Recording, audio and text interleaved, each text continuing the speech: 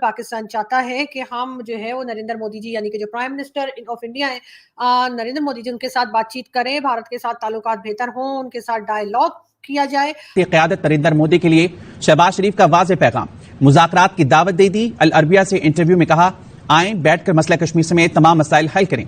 ऐसे बयान उस वक्त आते हैं जब मुल्क की सूरत हाल गंभीर होती है। आप इस तरह के बयान पाकिस्तान में बड़ी दफा आए हैं और बहुत सारे लोगों ने कोशिश भी की है। अब पहली बात तो ये देखना है कि वो इसमें सिंसियर हैं भी कि नहीं। लाभ मुतासरीन एक वक्त की रोटी के लिए तरस रहे हैं और दूसरी तरफ हमारे वजीर आजम साहब शहबाज शरीफ साहब अपने बुजरा के साथ गैर मुल्की दौरों में मसरूफ हैं। कितनी बेहिसी है ना ये, फिर बातें करते हैं बड़ी बड़ी। जब तक आप टेररिज्म को एड्रेस नहीं करोगे, हमने तो कभी बातचीत के लिए मना नहीं किया था। तो 2014 से लेके अब तक policy of government of India has been very consistent. Terror and talks can not go together. मेरा ख्याल है अब रियासत पाकिस्तान को हाथ जोड़ लेने चाहिए। अमृतसर के छोटे से जाती उमरा ने इतने बड़े पाकिस्तान से बड़ा इंतकाम ले लिया। बस करो आप। और ये सिर्फ खोखले दावे हैं जो कि हम करते रहते हैं कि जी हम इंडिया के साथ पीस चाहते हैं, जबकि एक्चुअली हमारे लीडर्स उसमें बड़ी हद तक हमारे पॉलिटिकल लीडर्स भी शामिल हैं और मिलिट्री के लीडर तो बिल्कुल शामिल हैं उस केस के अंदर कि वो इंडिया से दोस्ती नहीं चाहते। सेर्स के जा रहे वुज़रा को ये हो रहा है मौजूदा हुकूमत में, ये इनको एहसास पाकिस्तान का, ये एहसास इनको मईशत का, ये इनको एहसास सलाम मुतासरीन का। आपकी तो अपनी क़यादत लंदन में बैठकर फैसले कर रही है और पाकिस्तान आने पर आमादा ही नहीं होती, इनका दिल ही नहीं मानता। लड़के अब जीता जा नहीं सकता, तो वो पाकिस्तान हो, वो चाइना हो, या वो दोनों मिलके भी तब भी नहीं जीत सकते। तो जब ये पता है तो लड़ने का विकल्प हो जाता बंद, लड़ने का ऑप्शन हो जाता है बंद। वो जो गजवा हिंद वाली मेंटालिटी वो बंद हो जाती है। हम अपना बनाने के लिए ना वो पॉलिटिकल सियासी बयान ऐसा दे देते हैं, सियासी बयानात ऐसे कि जिसके नतीजे में एक हमें हजीमत या शर्मिंदगी का सामना करना पड़ता है। भारत को बार बार हमले की धमकी देने वाले पाकिस्तान की आज पूरी हैंकड़ी निकल गई है। अपने सबसे बुरे आर्थिक दौर से गुजर रहे पाकिस्तान के तेवर अब ढीले पड़ गए हैं। पड़ोसी मुल्क आज शांति की बातें कर रहा है। पाक पीएम शहबाज शरीफ का एक बयान सामने आया है। अपने इस बयान में शरीफ के सुर बदले बदले दिख रहे हैं। पाकिस्तान के प्रधानमंत्री शहबाज शरीफ ने कहा है कि वो भारत के साथ शांति से रहना चाहते हैं। दुबई स्थित अल अरबिया टीवी को दिए गए इंटरव्यू में उन्होंने देश के पीएम नरेंद्र मोदी के साथ कश्मीर मुद्दे पर बातचीत करने की भी अपील की। शरीफ ने इंटरव्यू में कहा, भारतीय नेतृत्व और प्रधानमंत्री मोदी को मेरा संदेश है कि आइए टेबल पर बैठें और कश्मीर जैसे बिंदुओं को हल करने के लिए गंभीर और ईमानदार बातचीत करें। शरीफ ने ये भी कहा कि भारत के साथ अब तक हमारे 3 युद्ध हो चुके हैं। हर युद्ध में लोगों को सिर्फ दुख, गरीबी और बेरोजगारी मिली है। हमने अपना सबक सीख लिया है और हम भारत के साथ शांति से रहना चाहते हैं। शरीफ ने आगे कहा कि भले ही हम पसंद से पड़ोसी ना हो, लेकिन हम हमेशा के लिए वहाँ हैं। ये हम पर है कि हम शांति से रहें और प्रगति करें या एक दूसरे से झगड़ा करें और समय और संसाधन बर्बाद करें। पाकिस्तान चाहता है कि हम जो है वो नरेंद्र मोदी जी यानी कि जो प्राइम मिनिस्टर ऑफ इंडिया है, नरेंद्र मोदी जी उनके साथ बातचीत करें, भारत के साथ ताल्लुकात बेहतर हों, उनके साथ डायलॉग किया जाए। हर किस्म के जो भी इश्यूज है पाकिस्तान और इंडिया के बीच में उसको सॉल्व किया जाए, जिसमें कि कश्मीर भी शामिल है। ये बात की शहबाज शरीफ साहब ने अपने एक इंटरव्यू में। अब देखते हैं कि भारत इस बात का क्या जवाब देता है। लेकिन अगर ऐसा हो गया तो फिर ये जो गजवा हिंद वाले हैं इनका क्या होगा? जी हाँ, ये ज़ैद हामिद साहब हैं और इन्होंने क्या हुलिया बना रखा है ये तो इनके घर वाले ही बता सकते हैं कि आखिर ये ऐसे बावले होकर क्यों घूमते हैं।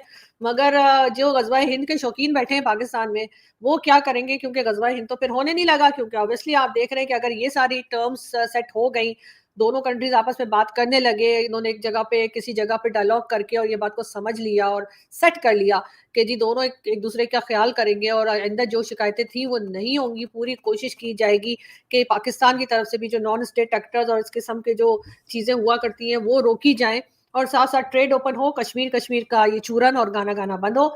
तो मेरा ख्याल है कि इस किस्म के लोग जो गजवा हिंद करना चाहते हैं उनके लिए काफ़ी प्रॉब्लम्स क्रिएट हो सकती हैं। इस तरह के बयान पाकिस्तान में बड़ी दफा आए हैं और बहुत सारे लोगों ने कोशिश भी की है। अब पहली बात तो ये देखना है कि वो इसमें सिंसियर हैं भी कि नहीं, क्योंकि इसकी डायनामिक्स ये हैं कि हमारे जो लीडर्स हैं वो इंडिपेंडेंट नहीं, they are not in that sense democratically elected. वो लाए जाते हैं और हटाए जाते हैं। अच्छा, अब हमने ये देखना है कि ऐसे बयान कब आते हैं।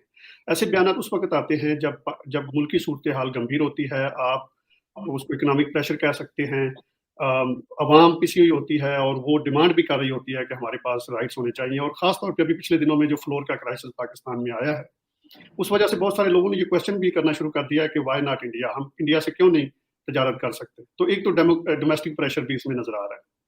क्या बातचीत करने का अगर ऑफर इंडिया एक्सेप्ट कर लेता है तो क्या 370 इग्नोर करके बात कर पाएंगे शहबाज शरीफ? ये एक बहुत ट्रिकी क्वेश्चन है और इसमें हमें देखना ये है कि ये क्राइसिस हमारे लीडर्स ने ही पैदा किया था या हमारी एस्टेब्लिशमेंट ने पैदा किया था। कश्मीर का मसला, कश्मीर का कोई मसला नहीं था, क्योंकि अगर हमारे हालात इंडिया से बेहतर हो जाते हैं, तिजारत होती है, पाकिस्तान और इंडिया, अमेरिका और कनाडा की तरह अगर चलते हैं, तो अगला क्वेश्चन ये होगा कि फिर बॉर्डर्स को भी मीनिंगलेस कर दिया जाए, यहाँ पे वीज़ा फ्री हो जाए, लोग एक दूसरी जगह से आए जाएँ। और अगर ऐसा होता है तो फिर लोग क्वेश्चन ये करेंगे कि इतनी मिलिट्री रखने की क्या ज़रूरत है, और हमारे पास जो न्यूक्लियर वेपन्स हैं वो किस लिए हैं, और ये सारा खर्चा कम किया जाए। ये नेक्स्ट क्वेश्चन होगा और उनको भी ये पता है कि ये नेक्स्ट क्वेश्चन होगा, तो फिर उसके मामले में जितनी भी इजी मनी है वो कम हो जाएगी, और जितने प्लाट्स हैं आपके या जो आपको मराहत मिलती हैं, वो इंडिया में आप देखिए फौज को क्या मिलता है और पाकिस्तान के मुकाबले में तो कोई ज़्यादा नहीं है।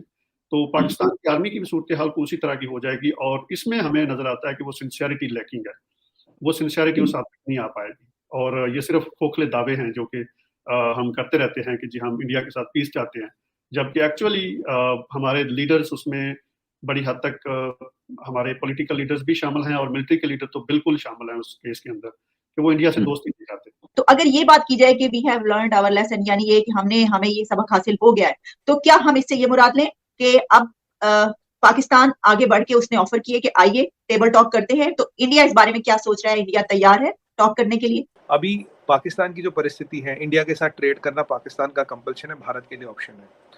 अभी इंडिया का फायर पावर इतना बढ़ चुका है कि पाकिस्तान को पता लड़के कुछ नहीं होगा, और अगर न्यूक्लियर की भी नौबत आती है तो उससे भी अल्टीमेटली कुछ रिजल्ट मिलना नहीं। India will still survive, half burned, but Pakistan will not survive at all. ये भी हो जाता है। मुझे शरीफ साहब के इंटेंशन में नहीं दिखती, दिक्कत दिखती है यहाँ मुझे एस्टेब्लिशमेंट में, कि एस्टेब्लिशमेंट क्या चाहता है, क्योंकि हमेशा से पॉलिटिक्स पाकिस्तान की विडंबना क्या है? विडंबना ये है कि पॉलिटिशियन कुछ भी चाहता तो डिसाइड तो एस्टेब्लिशमेंट करेगा ना, अल्टीमेटली चलेगी उनकी। जब तक आप टेररिज्म को एड्रेस नहीं करोगे, हमने तो कभी बातचीत के लिए मना नहीं किया था, तो 2014 से लेके अब तक policy of government of India has been very consistent. Terror and talks can not go together. पहले आपने बोला जी बात करनी है, ठीक है, फिर आपने बोला जी ट्रेड मिनिस्टर अपॉइंट कर दिया, फिर बिलावल भुट्टो जरदारी साहब बोलते हैं it's not the time to talk to India, it's not the time to trade with India. Trade आपने रोका, दवाइयाँ अब भी जबकि पाकिस्तान जा रही, दवाइयाँ हमने नहीं रोकी। आपने एड मांगा नहीं, आप एड मांगते तो शायद हम एड भी दे देते, ह्यूमैनिटेरियन एड। पर सवाल ये है कि पाकिस्तान के हिसाब से at the time and place of your convenience, जो आपको अभी कन्वीनियंट है, आप उस हिसाब से चीजें नहीं चला सकते। हमारे एक्टर्स को भारत के पिक्चर में काम करने दो, आपका फायदा। हमारी मुल्ला जाट को भारत में रिलीज होने दो, आपका फायदा। अभी भारत के साथ ट्रेड करो, आपका फायदा। अभी भारत की इकोनॉमी हमारे लिए खोलो, आपका फायदा। अभी भारत के इंपोर्ट्स हम खोले, आपका फायदा। अभी भारत यहाँ एक्सपोर्ट करें, आपका फायदा।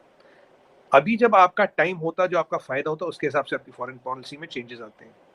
बट जो मेन बोन ऑफ कंटेंशन, आज भी उन्होंने कश्मीर नाम का वही वर्ड लगा दिया। कश्मीर तो मसला है ही नहीं ना, मसला तो पीओके है, मसला तो गिलगित बाल्टिस्तान का है, तो बात तो उस पे होगी। खैर कश्मीर पे तो मसला है ही नहीं कुछ। ये जो आपने बात की ना, मैं इसी को बात को आगे बढ़ाती हूँ।